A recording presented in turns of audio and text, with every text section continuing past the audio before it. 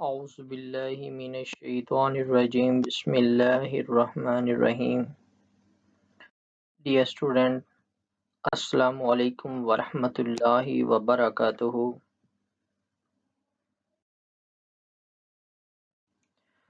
Today is our fifth lecture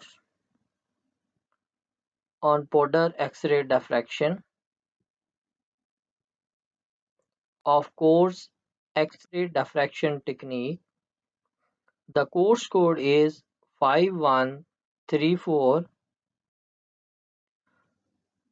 The key concepts of today's lectures are characteristic interaction, Bremsstrahlung interaction, Bremsstrahlung radiation, divergence of X-ray beam produced by the X-ray tube, what is the use of divergence slits, optics, detectors, spectral contamination in different patterns, safety measures regarding in X-ray tube, characteristic X-rays, nomenclature of spectral lines, Siegbahn notation, characteristic interaction, X-ray tubes produce X-ray photons by sending high-speed electrons from the cathode to the anode. As the electrons hit a tungsten anode, their kinetic energy is converted to X-ray energy. Two processes are responsible for producing X-ray photons: Bremsstrahlung and characteristic. While Bremsstrahlung is responsible for producing the majority of X-ray photons, once an electron's kinetic energy reaches 69.5 keV and above, characteristic interactions will begin occurring. This is because a tungsten atom's K-shell binding energy is equal to 69.5 keV. A characteristic interaction occurs when a 69.5 keV electron approaches an atom and ejects a K-shell electron from its orbit. In this case, a 70 keV electron is shown ionizing the tungsten atom. This ionization event creates a vacancy in the K-shell of the atom. Because the atom is now electrically charged due to a missing electron, it works to restore its neutral charge by filling the vacancy with an electron from an outer shell, usually the L shell. The atom continues to neutralize itself by having an electron from the M shell fill the vacancy left in the L shell.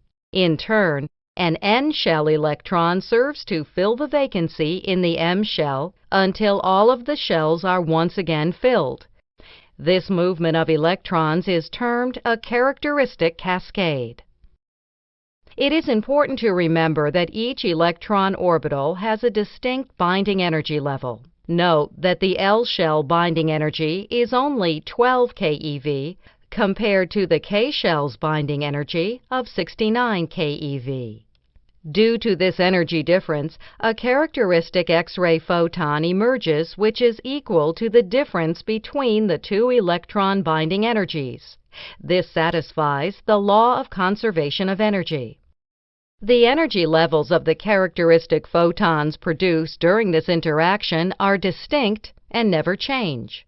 An electron transition from the L shell to the K shell will always produce a 57 keV energy photon in a tungsten target.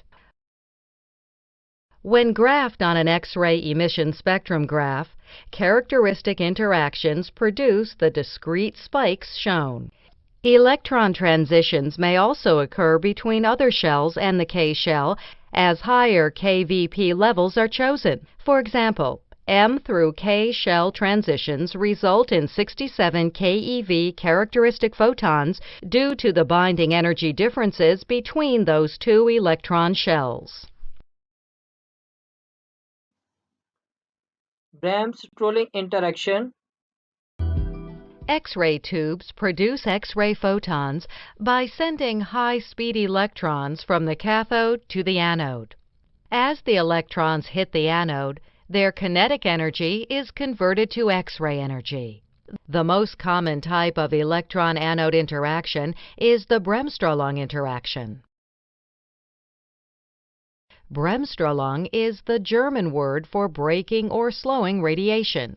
It may also be referred to as Brems radiation, and it is produced when projectile electrons are slowed down in the anode. Due to the electrostatic attraction between the electron and the nucleus, the electron is deviated from its straight-line path. As it turns, it decelerates or slows down.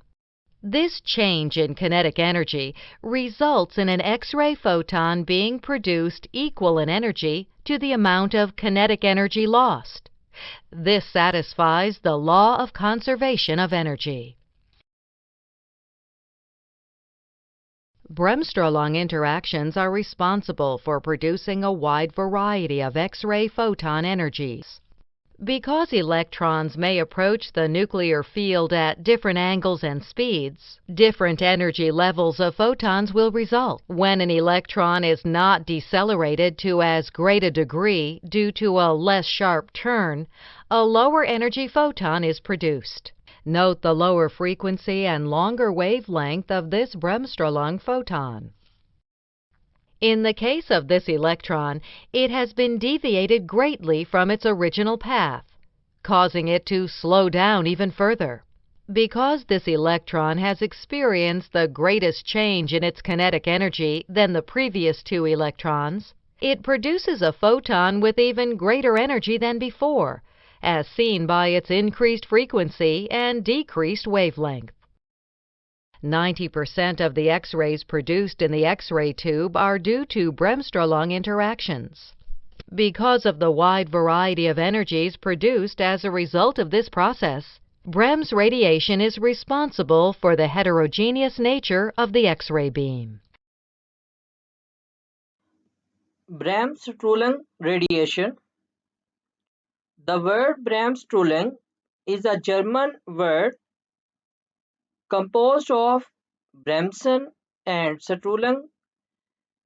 Bremsen mean to break and Strahlung mean radiation, mean breaking radiation or deceleration radiation is electromagnetic radiation produced by the deceleration of a charged particle when deflected by another charged particle, typically an electron, by an atomic nucleus.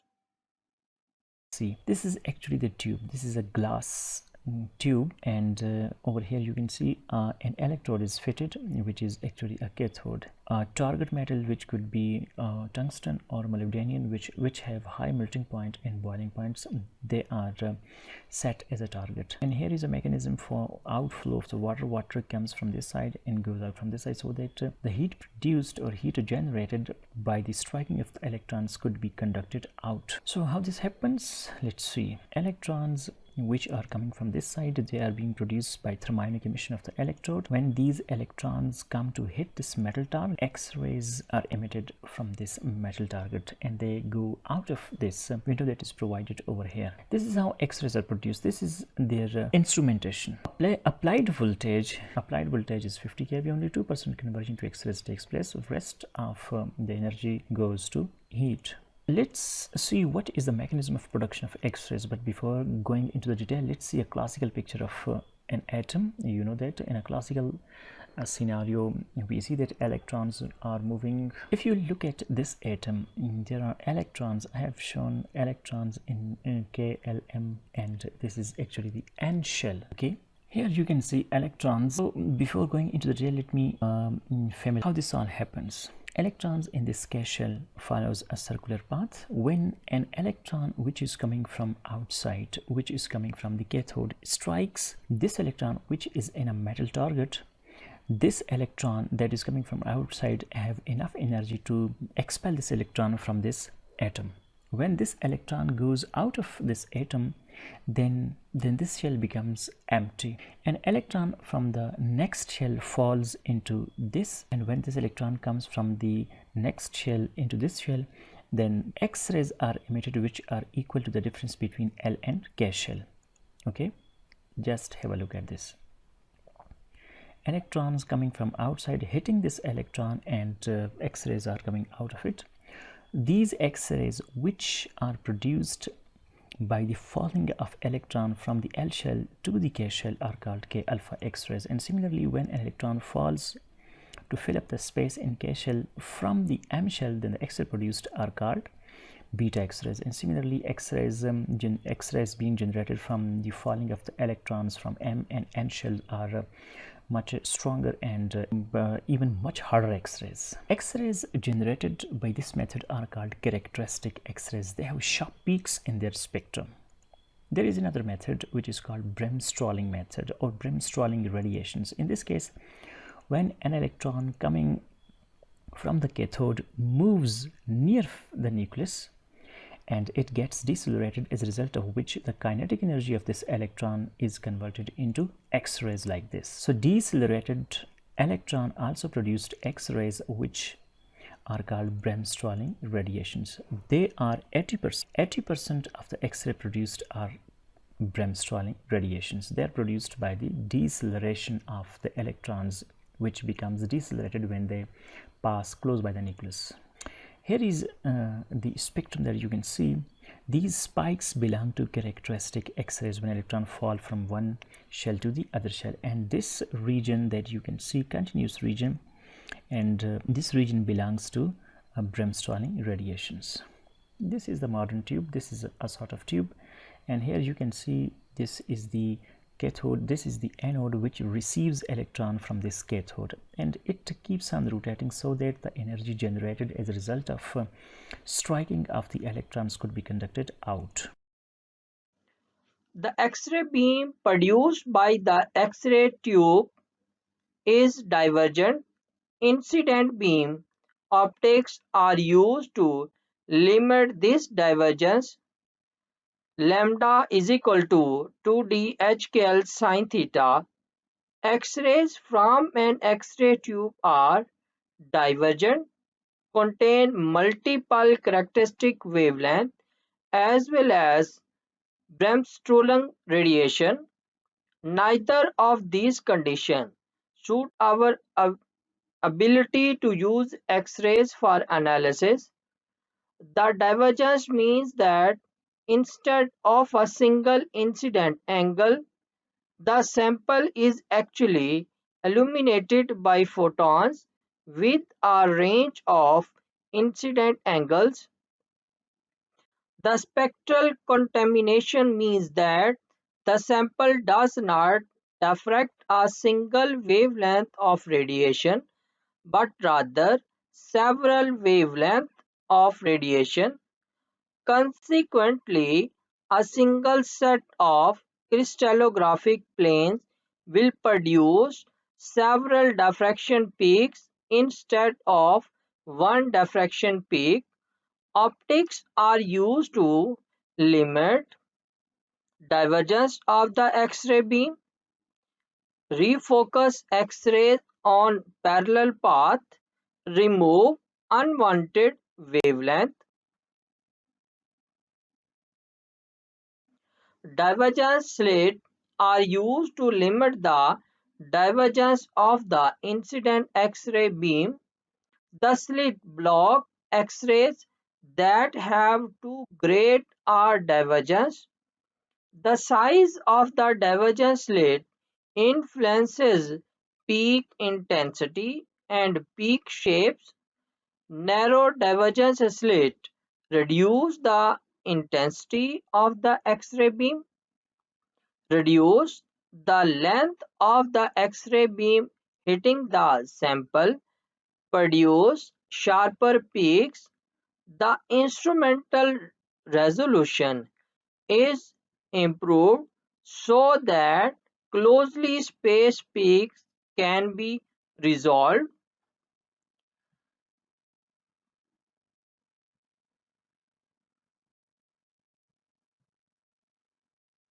यहाँ पे student ये slit जो है ये दिखाई गई है कि यहाँ से आपका क्या है रेस जो है वो पास होंगे Now we will discuss different optics which are used to limit the divergence of the X-ray beam. To limit the divergence of the X-ray beam, divergence limiting slits, parallel plate collimators, and solar slits were used. Refocus X-ray into parallel path, parallel beam optics, parabolic mirrors, and capillary lenses. Focusing mirror and lenses remove unwanted wavelength, monochromator, K-beta filters. These are the different parameters which are used to remove the divergence of the X-ray beam as shown in the diagram. First, parallel plate collimator and solar slits block divergent X-rays but do not restrict beam size like a divergent slit. And in the second diagram, gobble mirror and capillary lenses collect a large portion of the divergent beam and refocus it into a nearly parallel beam. Detectors. In detail, we will discuss this detector in our next lecture, but here just we will see main points of these detectors. First, what are the point detectors and what are the function of these detectors? Observe one point of space at a time, slow but compatible with most or all optics.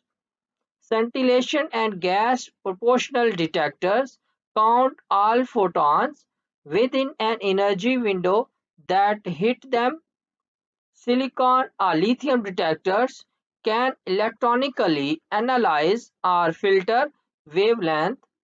Position sensitive detectors, linear PSD, observe all photons scattered along a line from 2 to 10 degree long. 2D area detectors observe all photons scattered along a conic section. Gas proportional, gas on wire microgap anodes, limited resolution, issues with dead time and saturation.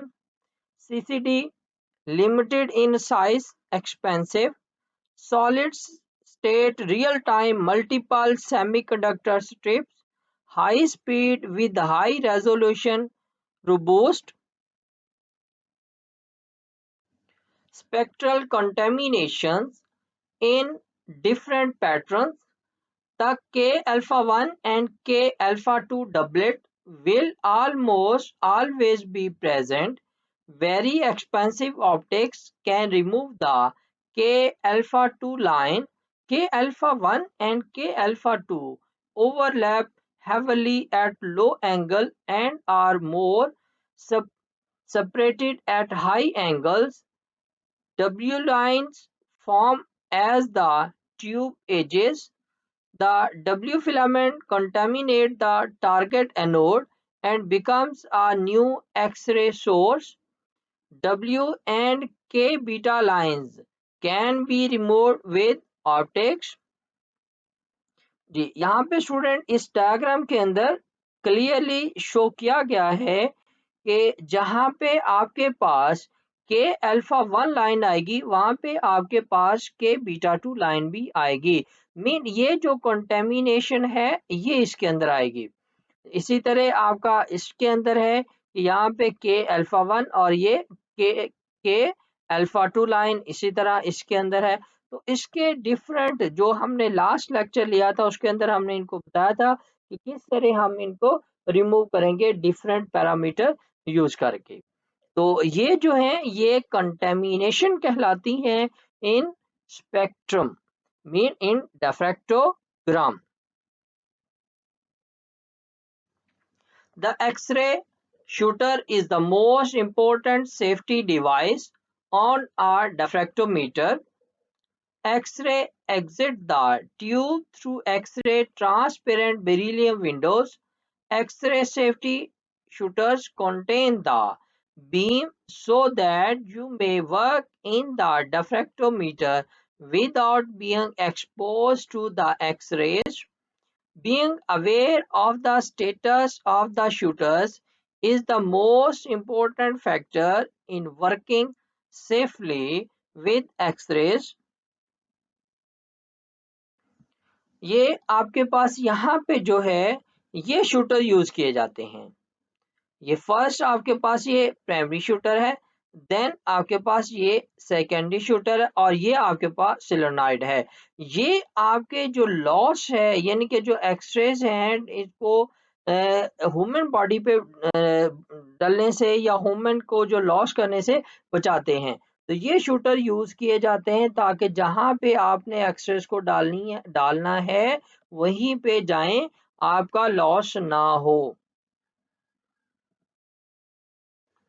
Safety measures regarding in X-ray tube mean X-ray shooters। अब हम इसको detail में देखेंगे। Now X-ray tube may be energized while outside its protective tube housing or with an unshielded aperture in the tube head or protective barrier. No sample, collimator or analyzing crystal shall be changed or adjusted whilst a primary X-ray beam passes through that collimator or is incident on that sample or crystal unless the sample, collimator or crystal during and after the change or adjustment is within a shielded enclosure and the change or adjustment is performed by remote means from outside the enclosure. Immediate measures must be taken to remove potentially hazardous situations arising from X-ray beams that may be emitted due to an equipment defect, misalignment, or any other reason. X-ray equipment must not be operated by inexperienced persons unless under the direct supervision of an experienced operator. Visual alignments or adjustment must not be carried out while the X-ray tube is energized unless a viewing system is used which is shielded or designed to prevent exposure of the eye or other parts of the body to the primary beam. Control access being locks, interlock circuit, etc. to rooms using X-ray machine is required. Operator should know what the dose rate are at various stages in the operation to ensure that maximum effort is directed at reducing the time of exposure during high dose rate procedure. Main consider the difficulties when handling large animals during scintigraphy or other procedures that involve optional exposure. Now, characteristic X-rays. The atoms of each element in the sample consist of a nucleus made up of neutrons and positively charged proton and a cloud of negatively charged electrons that surround the nucleus. The number of protons in the nucleus of the atom defines its atomic number, while in a neutrally charged atom, the number of protons is matched by the number of electrons. The electron in the electron cloud have a stable set of energy level, also known as electron shells. The shell closest to the nucleus is known as the K shell, followed outwards by the L, M, N, O, P and Q shells. Energy dispersive X-ray spectroscopy (EDS) microanalysis is mostly concerned with electrons in the inner shell, mean the K, L and M shell. The maximum number of electrons in each shell is governed by quantum mechanics, with a maximum of 2 electrons in the K shell, 8 electrons in the L shell, 18 electrons in the M shell and so on. Each shell apart from the K shell is split into subshell, with the electron in related subshell having slightly different energies. The L shell has 3 subshells, the M shell has 5 subshells and so on. The K shell has the highest ionization energy or critical ionization energy in the atom, that is, more energy is needed to remove an electron from this shell than from subshell further from the nucleus. The further from the nucleus the electron is, the lower its ionization energy. Characteristic X-rays are produced by electron transition between the inner electron shell. Here is the Bohr atomic model. First K shell, then L shell and M shell. K shell have 2 electrons, L shell have 8 electrons and M shell have 18 electrons. What are orbitals? Orbitals are regions in space that are occupied by electrons. To visualize this better, let's take a look at the following illustration.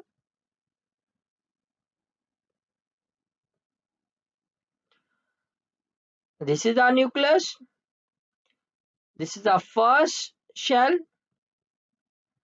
N is equal to 1. N mean 1 mean first shell and it has only one subshell, which is S. N is equal to 2 mean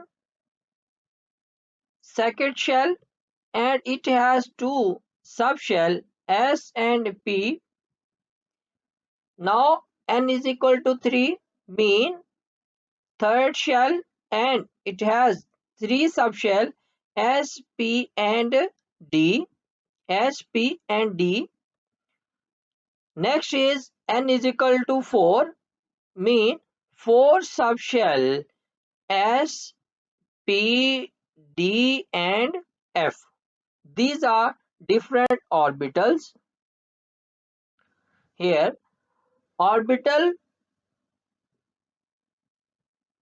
S and P, these are orbitals, and collectively S and P are known as shell.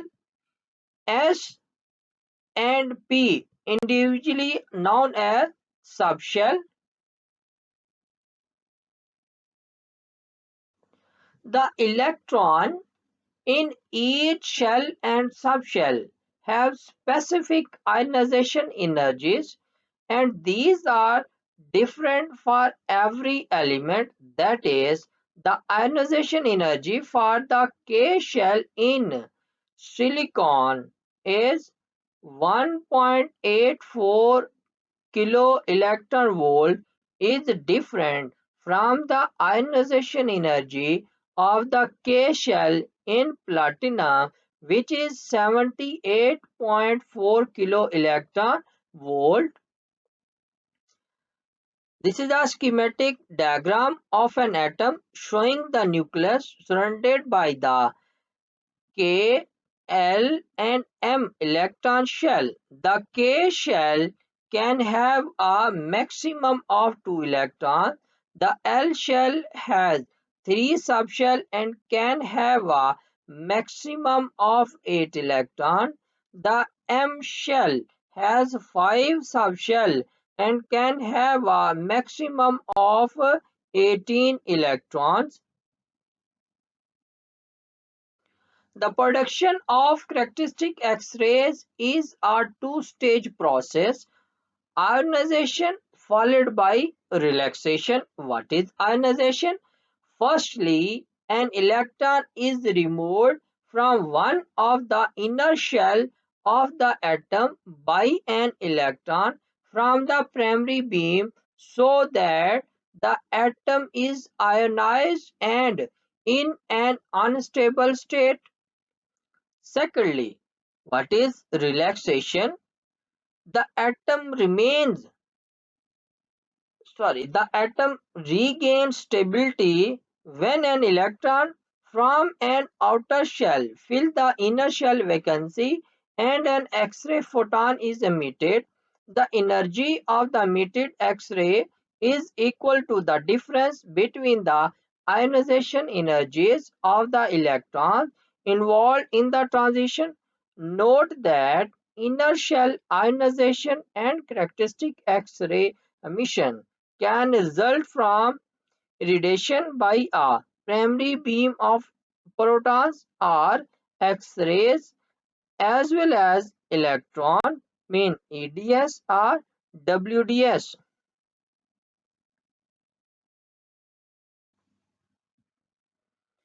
ये characteristic x ray production show किया गया यहाँ पे।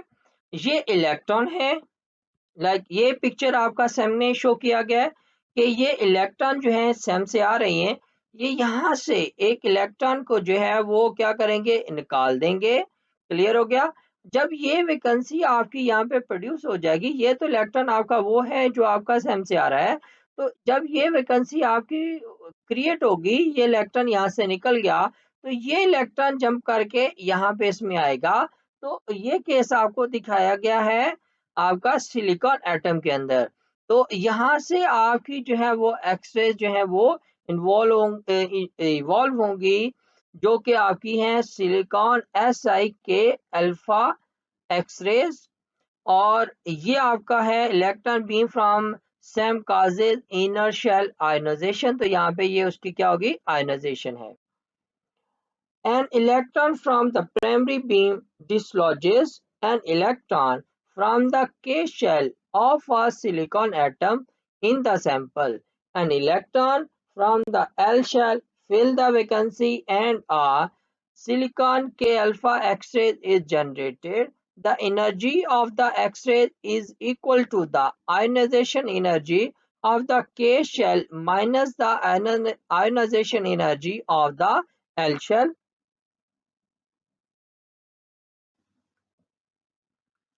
Each element has specific ionization energies for each subshell, so the difference between the energies is characteristic of the element involved in producing the X-ray photon. For silicon, the ionization energy of the K shell is 1.84 kilo electron volt. The ionization energy of the L shell is approximately 0.10 kilo electron volt, and the ionization energy of the M shell is approximately 0.01 keV. The characteristic X-ray spectrum for silicon shows three spectral lines. The line at low energy, mean approximately at 0.09 kiloelectron volt, result from ionization of the L shell with an electron from the L shell filling the vacancy. Energy is equal to 0.10 minus 0.01 kiloelectron volt. This line would be at or below the limit of the detection for most EDS detectors. The line at approximately 1.74 kiloelectron volt result from ionization of the K shell with an electron from the L shell filling the vacancy and having energy E is equal to 1.84 minus 0.10 kilo electron volt, whereas the smaller peak at higher energy 1.83 kilo electron volt result from the ionization of the K shell and an electron from the M shell filling the vacancy.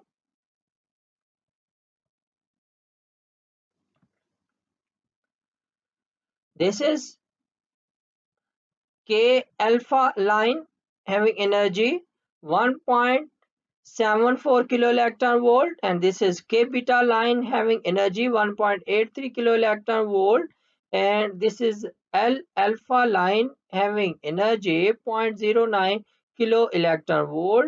The ideal characteristic X-ray spectrum for silicon. The characteristic X-ray lines K alpha, K beta and L alpha have discrete energies. Characteristic X-ray generation. So इसमें first of all ये आपका जो है वो एक electron जो है वो आ रहा है. An electron from the primary electron beam interact with the electron cloud around an atom in the sample. ये यहाँ पे क्या हो रहा है, इंटरेक्शन आपकी जो है वो रही है. आपका क्या है, प्राइमरी इलेक्ट्रॉन बीम वो जो आपके पास आ रही है, ये क्लाउड के साथ यहाँ पे जो एक इलेक्ट्रॉन इसके साथ स्ट्राइक करेगा. स्टेप 1 इंटरेक्शन हुआ. And in step 2 ionisation. The electron from the primary beam ionize the target atom and an electron is removed from the K shell of the atom. Both the primary beam electron and the ejected electron leave the atom. यहाँ पे आप देख लें कि यहाँ से जो आपका क्लाउड का था वो भी इलेक्ट्रॉन गया और जो आ रहा था वो भी इलेक्ट्रॉन चला गया. मीन ये स्टेप आपका क्या है, ionisation. Second step will be ionization. Now, third is the filling of vacancy. An electron from an outer shell, in this case the M shell, fill the vacancy in the K shell and characteristic X-ray is produced. ये आप देखें कि यहाँ पे ये आपका K है, ये L है और ये M से एक इलेक्ट्रॉन जंप करके यहाँ पे आया. जब ये जंप करके आएगा तो यहाँ से एक्सरे, कैरेक्टरिस्टिक एक्सरे जो है वो आपकी प्रोड्यूस होंगी. क्लियर. तो third step will be filling the vacancy. Fourth step, generation of X-rays.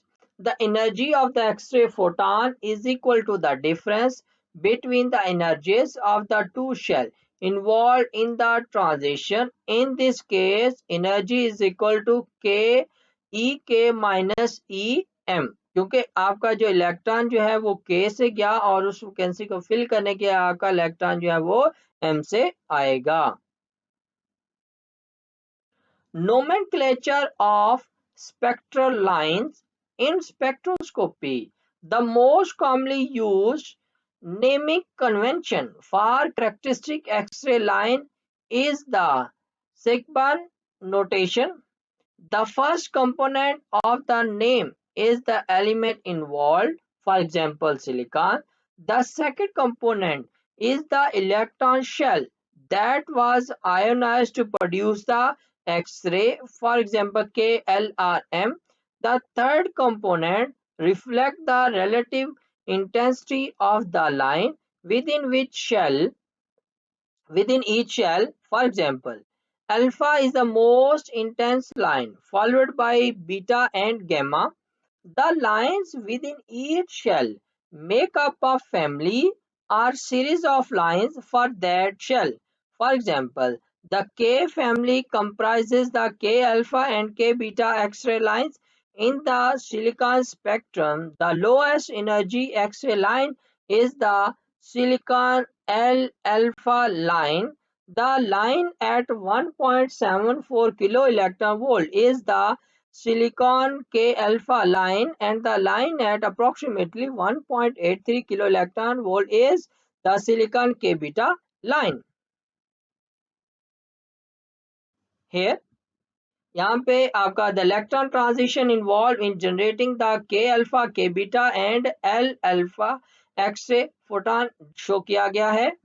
Specimen atom characteristic X rays, ये फर्स्ट आपका यहाँ पे जैसे आपका ये हुआ कि ये इलेक्ट्रॉन यहाँ से ये आपकी आई रेडिएशन यहाँ पे फर्स्ट यहाँ पे ये इलेक्ट्रॉन आपका निकल गया, ये जैसे लास्ट में हमने दिखाया था सेम के अंदर। तो इसको फिल करने के लिए यहाँ पे ये आपका एक इलेक्ट्रॉन यहाँ पे आ जाएगा, क्लियर। और अगर ये यहाँ से निकलता है तो ये यहाँ से इलेक्ट्रॉन आपका आ जाएगा।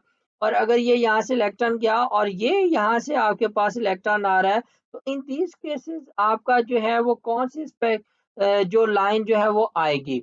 तो इस केस में जहाँ पे आपका के का इलेक्ट्रॉन गया और इसको फिल किया जो आपके एल के इलेक्ट्रॉन ने, तो वो आपकी होगी के अल्फा। और यहाँ पे जब ये वैकेंसी आपकी किसकी है, एल की है, और इसको फिल किया किसके इलेक्ट्रॉन ने, एम के इलेक्ट्रॉन ने, तो यहाँ पे होगा एल अल्फा लाइन। और यहाँ पे जो केस आपका है कि के का इलेक्ट्रॉन गया और इसको फिल किया किसने, एम के इलेक्ट्रॉन ने, तो ये आपके पास कौन सा होगा, K beta X rays. Now is it clear? For each element, the electron in the K shell have the highest ionization energies, while the ionization energies of the electron in outer shell are lower. More energy is required to ionize the K shell, and it follows that the energies of the K family X-ray lines for each element are greater than those of the L family, which are greater than those of the M family. That is, for every element, EK greater than EL greater than EM. Siegbahn notation. The Siegbahn notation is used in X-ray spectroscopy to name the spectral lines that are characteristic to the element. ये भी हमने जो discuss किया. It was introduced by man Siegbahn. The characteristic line in X-ray emission spectra correspond to atomic electronic transition where an electron jumps down to a vacancy in one of the inner shell of an atom. Such a hole in an inner shell may have been produced by bombardment with electron in an X-ray tube by other particle, as in particle-induced X-ray emission or proton-induced X-ray emission, by other X-rays in X-ray fluorescence, or by radioactive decay of the atom's nucleus. Although still widely used in spectroscopy, this notation is unsystematic and often confusing. For these reasons, International Union of Pure and Applied Chemistry (IUPAC) recommends another newer nomenclature. The table below shows a few of the common electronic levels with their name in Siegbahn and IUPAC notation. These are Siegbahn notation and these are IUPAC notation. Low energy जो आपके पास है K, L3, L3, M5. Higher energy level L3, L2, M3, M2, M5, M4 and N7. ठीक है, अगर आपके पास lower energy K है, higher energy आपके पास definite उससे ऊपर आपका K से ऊपर क्या L है, M है। और अगर आपका L है तो उससे ऊपर आपका M है और N है। क्लियर हो गया। और M से ऊपर आपका कौन सा होगा, N होगा।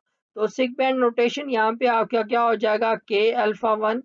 और IUPAC नोटेशन हम अगर देखें तो उसमें आपके पास आएगा K L3, K alpha 2, K L2 in case of IUPAC notation. In Siegbahn notation, K beta 1 correspond to K M3 notation in IUPAC, K beta 3, K M2 L alpha 1 correspond to L3M5 notation in IUPAC. Siegbahn notation L beta 1 correspond to L3M4 notation in IUPAC, and M alpha 1 Siegbahn notation correspond to M5 and 7 IUPAC notation.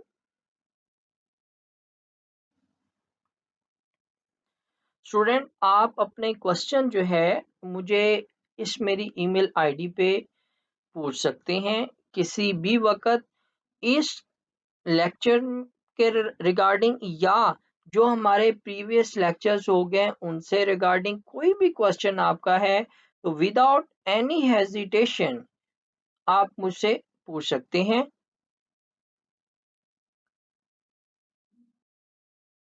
Thank you so much.